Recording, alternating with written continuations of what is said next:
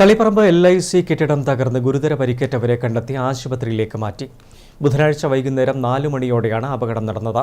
തകർന്ന കെട്ടിടത്തിന്റെ വിവിധ ഭാഗങ്ങളിൽ കുടുങ്ങിയവരെയാണ് അഗ്നിശമന സേനയും പോലീസും റവന്യൂ വകുപ്പും ചേർന്ന് നടത്തിയ രക്ഷാപ്രവർത്തനത്തിലൂടെ രക്ഷിച്ചത്.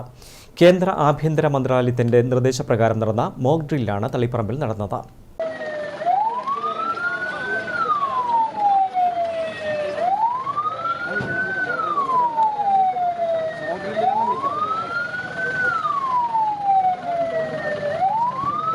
ബുധനാഴ്ച വൈകിട്ട് 4:01 പൂക്കോത്തുനടയിലെ LIC കെട്ടിടം തകർന്ന് നിരവധി പേർക്ക് പരിക്കേൽക്കുകയും 5 പേരെ കാണാനില്ലെന്നും അറിയിച്ച് തളിപ്പറമ്പ് ഫയർ സ്റ്റേഷനിലേക്ക് ഫോൺ വിളിയെത്തിയത്. മിനിറ്റുകൾക്കകം സേനാംഗങ്ങൾ സ്ഥലത്തെത്തി. അപ്പോഴേക്കും തളിപ്പറമ്പ് ഡിവൈഎസ്പി പ്രദീപൻ കണ്ണിപ്പോയിൽ, ഇൻസ്പെക്ടർ ഷാജി പട്ടേരി എന്നിവരുടെ നേതൃത്വത്തിൽ തളിപ്പറമ്പ് പോലീസും റിട്ടയർഡ് ഫയർ ഓഫീസർ ബാലകൃഷ്ണൻ വെച്ചോട്ടിന്റെ നേതൃത്വത്തിൽ സിവിൽ ഡിഫൻസ് അംഗങ്ങളും റവന്യൂ വകുപ്പ് ഉദ്യോഗസ്ഥരും സ്ഥലത്തെത്തിയിരുന്നു. പരിക്കേറ്റവരെയെല്ലാം ആശുപത്രിയിലേക്ക് മാറ്റിയെങ്കിലും 5 പേരെക്കുറിച്ച് വിവരമില്ലായിരുന്നു.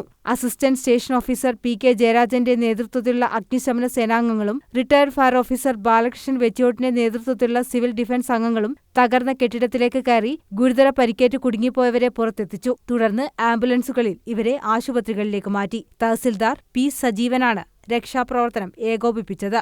ആഭ്യന്തര മന്ത്രാലയത്തിന്റെ നിർദ്ദേശപ്രകാരമാണ് രാജ്യവ്യാപകമായി ഇത്തരത്തിലുള്ള മോക്ക് ഡ്രിൽ നടന്നത്. News bureau, Taliparamba.